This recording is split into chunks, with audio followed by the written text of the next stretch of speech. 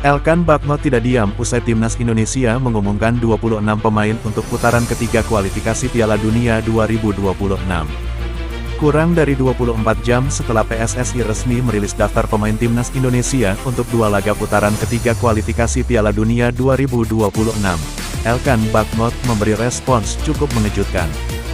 Hal itu dilakukan setelah namanya tak muncul dalam 26 daftar pemain yang dipanggil Shin Tae-yong membela timnas Indonesia.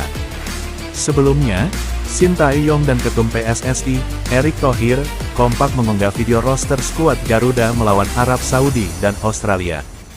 Video tersebut diunggah pada akun Instagram pribadi masing-masing. Hal ini ternyata membuat Elkan Bagnot gatal untuk memberi respons. Pemain Ipswich Town yang sedang dalam masa peminjaman di Blackpool ini seolah tak ingin melewatkan momen tersebut. Menariknya, Bagnot memberi respons yang cukup aneh, sama seperti ketika ia tak mengindahkan panggilan Shin Tae-yong di playoff Olimpiade Paris 2024. Saat itu, Bagnot memilih liburan di Maladewa bersama sang kekasih, ketimbang bermain dalam laga playoff Olimpiade bersama timnas U23 Indonesia. Kini hal yang sama dilakukan Bagnot, melalui akun Instagram pribadi, ia mengunggah momen kebersamaan dengan sang kekasih ketika berlibur di Maladewa.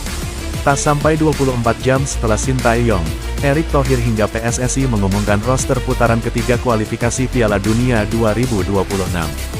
Tak pelak unggahan Elkan itu langsung mendapat banyak tanggapan dari netizen Indonesia yang mengikutinya di Instagram. Banyak yang masih berharap Elkan bermain untuk timnas Indonesia, namun tak sedikit yang menerka melontarkan spekulasi liar. Salah satunya berpendapat bahwa masalah utama Elkan saat enggan membela timnas Indonesia adalah karena kekasihnya yang meminta ditemani liburan.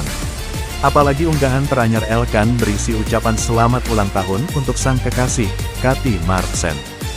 Elkan Bagnot kembali tersisih dari skuad timnas Indonesia, namanya masih hilang sejak menolak bermain di playoff Olimpiade Paris 2024.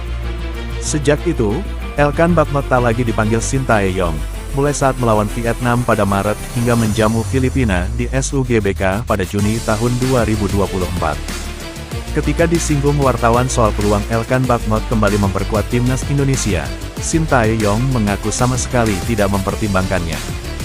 Hal ini pun semakin menambah runcing hubungan Elkan dengan timnas Indonesia, terlepas dari masalah yang ada dan ketegasan seorang Shin Tae-yong. Apapun itu, Shin Tae-yong tentu menjadi orang yang paling paham dengan kondisi timnas Indonesia saat ini. Butuh atau tidaknya pemain tergantung dari keputusannya, Shin Tae-yong terlihat sudah percaya dengan pemain yang dipanggil.